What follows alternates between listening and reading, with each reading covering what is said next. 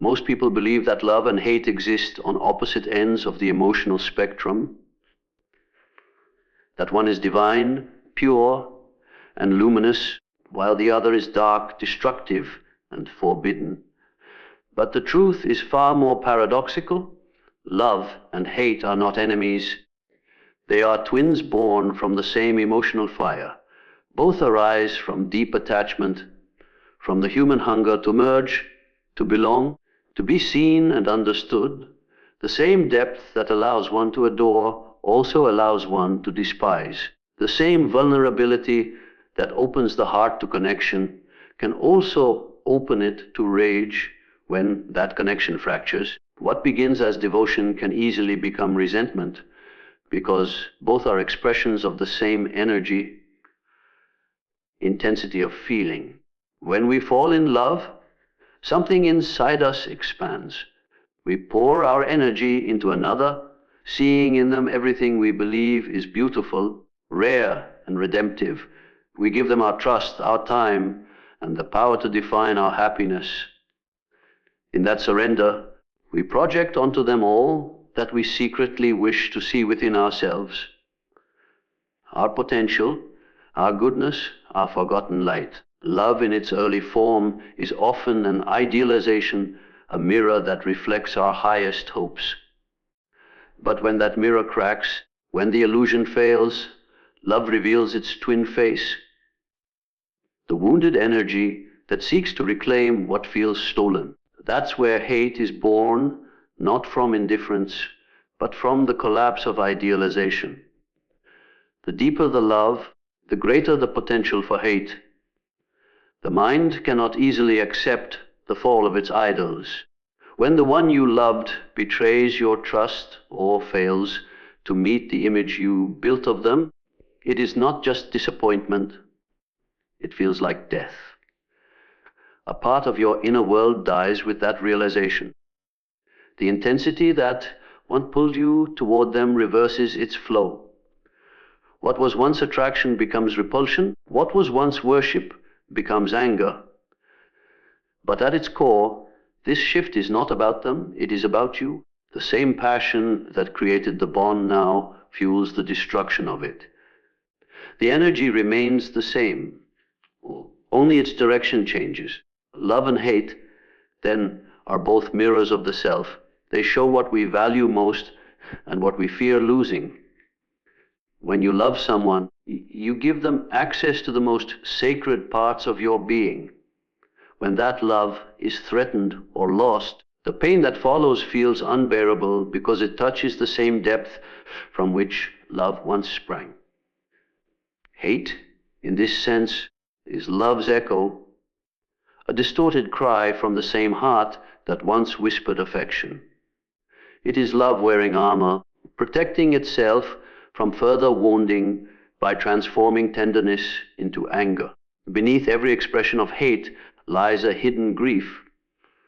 The grief of love unfulfilled, of expectations unmet, of connection severed before understanding could heal it.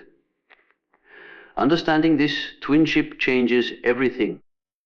It reveals that hate is not the opposite of love, but love's wounded form. It shows that we are not weak for feeling both. We are simply human, torn between the desire to connect and the instinct to protect. Love asks us to open, hate demands that we close. Love expands the self, hate defends it. Both arise from the same longing, the need to feel alive through another.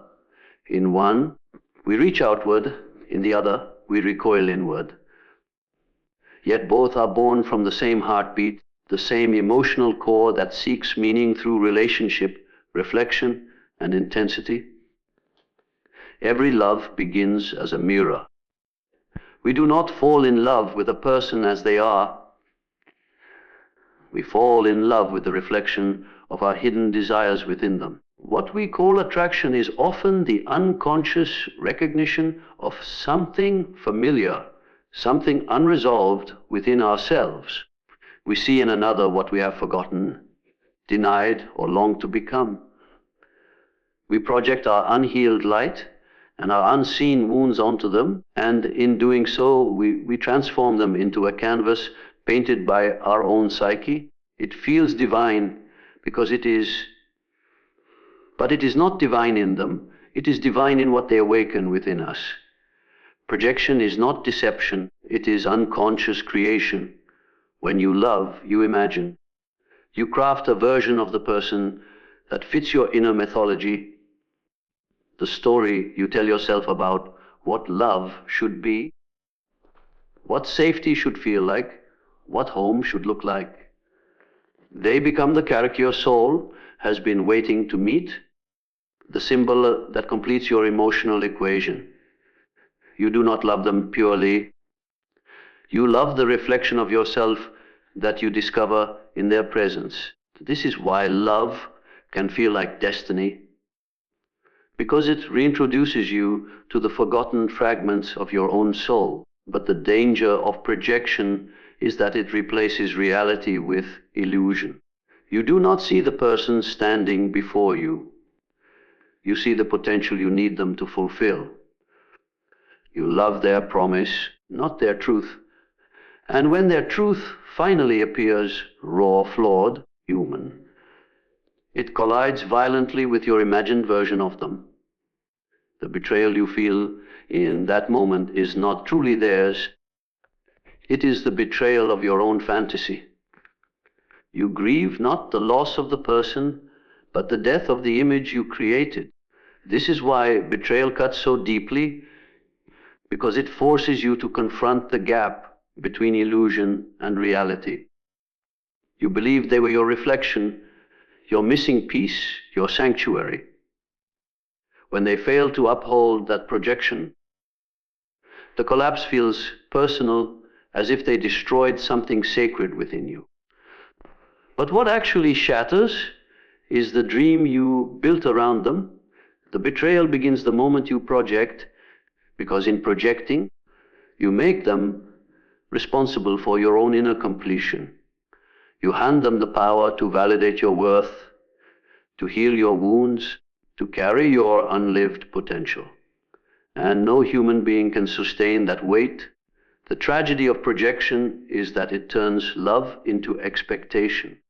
You stop seeing the other as a person and start seeing them as a vessel for your needs.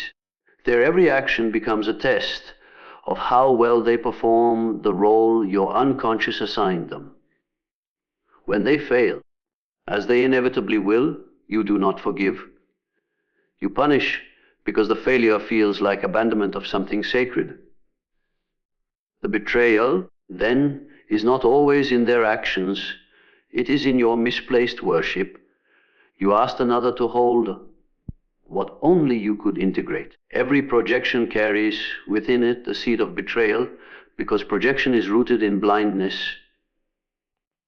The refusal to see reality as it is. When you idealize someone, you give them your light, and when they cannot live up to it, you turn that light into shadow. What was once adoration becomes accusation. What was once devotion becomes disappointment. The energy of love does not vanish. It merely changes polarity. You begin to resent the very person who once felt like salvation, because they remind you of how much of yourself you gave away without awareness. The betrayal that destroys love is rarely the act itself. It is the moment you realize that you were never truly seeing them, only your own reflection in disguise. Every human being wears a mask, not out of deceit, but out of survival. The mask is the version of ourselves we present to the world, shaped by expectations, upbringing, and the desire to be accepted. It is the polished surface of the self, the face that earns approval, love, or belonging. Yet beneath that surface lies another force, the shadow, the hidden reservoir of all that we repress, deny, or fear to reveal. The moment love enters our life, it touches both the mask and the shadow. At first, love celebrates the mask. It falls for the version we allow to be seen. But true intimacy, by its very nature, begins to peel that mask away, and that is when the shadow begins to emerge. In the beginning, love feels effortless because both partners are wearing their masks. Both are enchanted by the projection of perfection. The lover sees what they want to see, and you show what you want to be seen. This harmony is fragile because it is built on partial truth. As the bond deepens, as comfort grows, the walls of performance begin to crack. You start to show what you hide from the world. Your insecurities, fears, jealousy, and unresolved pain. The same love that once made you feel safe now exposes the parts of you that were never ready to be seen. This unveiling is not a failure of love, it is its test. Love demands truth, and truth demands the fall of illusion. But when the mask falls, what stands beneath it is not always beautiful. The shadow surfaces like a long, buried memory, raw, misunderstood, powerful. It holds the emotions we learn to suppress: anger, envy, shame, the hunger for control, the terror of abandonment. These were never destroyed, they were merely exiled to the unconscious. When love enters deeply enough, it opens the door to this forgotten realm, and what emerges can be frightening, both to you and the one you love. Many relationships end not because love disappears, but because the shadow appears. What was once fascination becomes discomfort. You begin to see traits there that challenge your idealized image: selfishness, coldness, defensiveness. And you start to believe the person has changed. But they haven't. You are simply meeting the parts of them that were hidden beneath the mask. The same occurs within yourself. You might discover resentment you didn't know existed, or the need to control, or the fear of being unseen. The shadow, once awakened, demands acknowledgement, not rejection. Yet most people flee from it. They retreat behind new masks, start new loves, and repeat the same pattern, seeking light while avoiding their own darkness. The shadow's emergence feels like chaos because it dismantles illusion. It reveals that love is not simply admiration, but confrontation, a meeting with the whole truth of another and of oneself.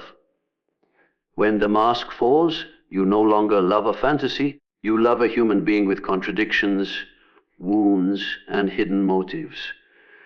To the ego, this feels like loss, but to the soul, it is revelation. The parts you once condemned begin to speak, not in words, but in triggers, silence, and sudden emotional storms. Each reaction is a message from the shadow asking to be understood rather than punished. The danger lies in denial. When you refuse to face your own shadow, you will see it in your partner. You will accuse them of the very things you cannot accept in yourself. The more you repress, the more power the shadow gains. It sabotages connection, distorts perception, and feeds cycles of blame. Every conflict, every betrayal, every unexplainable distance between lovers can often be traced back to this hidden force. The shadow does not seek destruction, it seeks recognition. But until it is faced, it will wear the face of the enemy. The mask may have protected you once, but the moment love dares to strip it away, the true confrontation begins, not with the other, but with yourself. Pain is not a random visitor in the human heart, it is the reflection of what we cling to most tightly. Where there is deep attachment, there is the seed of suffering. The more we identify our worth, safety, or purpose with something outside ourselves, a person, an ideal, a memory, the more we hand over the power to wound us. Pain mirrors attachment because it shows us exactly where our dependence lies. It exposes the invisible threads that bind our peace to conditions we cannot control. What hurts us is not the event itself, but what it represents, the loss of something we believed we could not live without. When we attach, we create emotional gravity. Our sense of self begins to orbit around what we love, and in that orbit, we start to lose our center. A relationship, a dream, or even an identity becomes the sun around which our inner world revolves. As long as that sun shines, we feel alive. But when it fades, the collapse feels catastrophic. The pain is the echo of that collapse, the trembling of the psyche as it tries to reclaim balance after giving its power away. The intensity of the pain reveals the depth of the attachment. It is not proof that something is wrong. It is proof that something within us has been misplaced. Attachment often disguises itself as love. We believe our devotion is pure, that our need to hold close is an expression of care. But true love liberates while attachment imprisons. It does not say, I love you, but rather, I need you to complete me. When that completion is threatened, pain rushes in like a tide. The ache of loss, the fear of rejection, the sting of betrayal, all are symptoms of attachment, the psyche's attempt to cling to what was never meant to be possessed. The more we grip, the more we bleed, because attachment is built on illusion, the illusion of permanence in an impermanent world. Pain, then, becomes the mirror through which truth speaks. It reflects back to us the places where we have forgotten our wholeness. When you ache for someone who has left, it is not only their absence that hurts. It is the reflection of your own dependence, the belief that without them you are incomplete. When your dreams collapse, the pain does not come from failure alone, but from the shattering of the identity you built around success.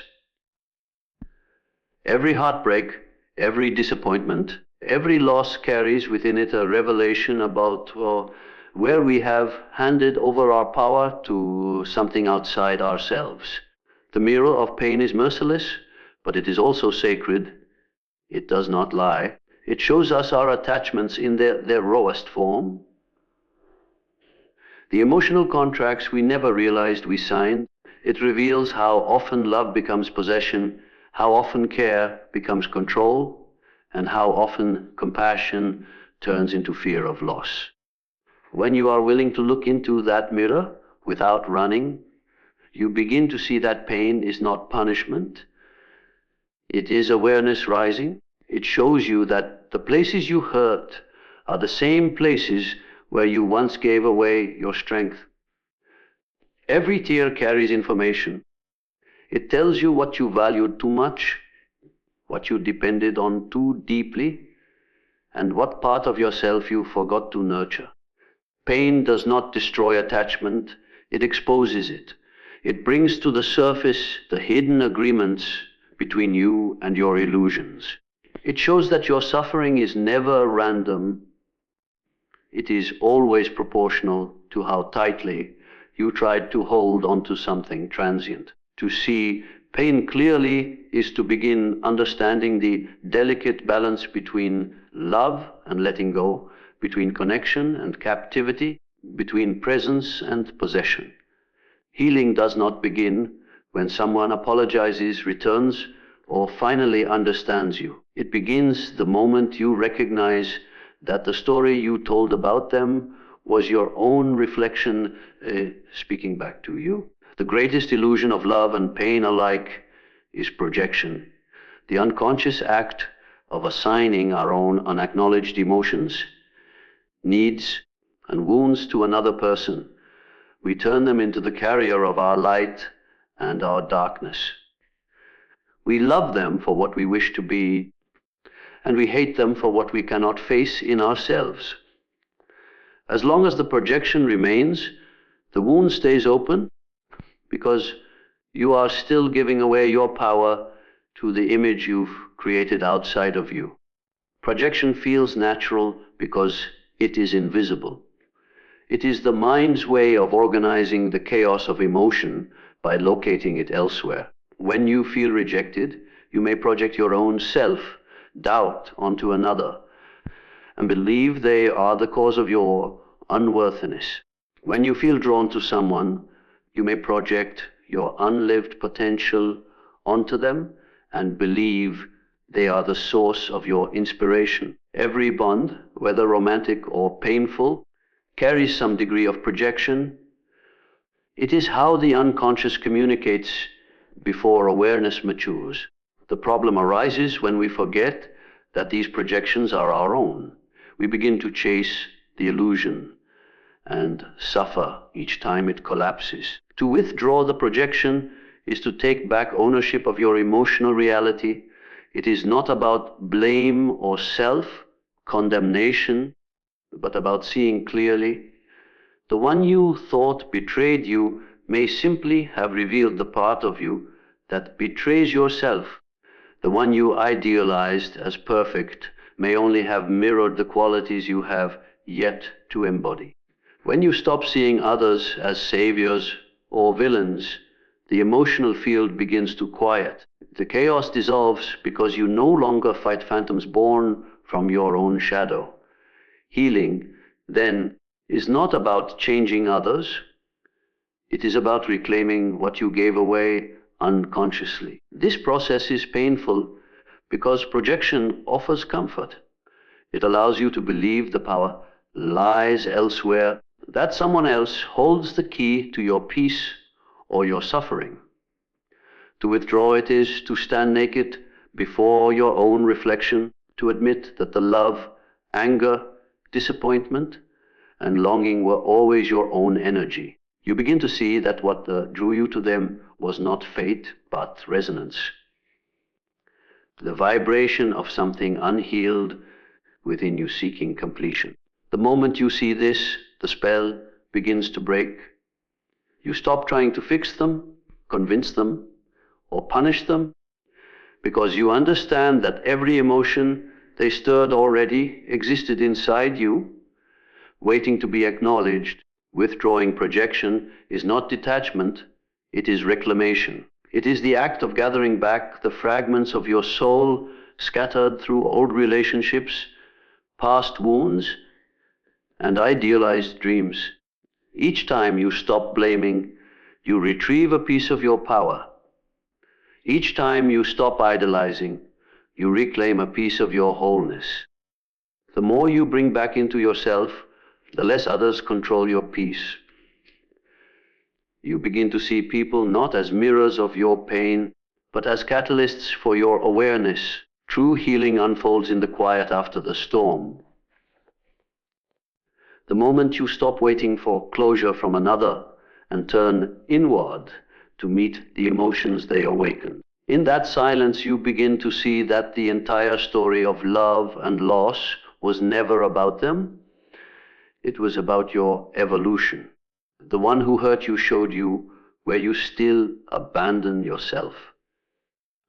The one you adored showed you what you are capable of becoming. When you withdraw the projection, the war ends because you no longer fight your reflection in another's face. You see clearly that everything you were seeking outside was always trying to return home within you.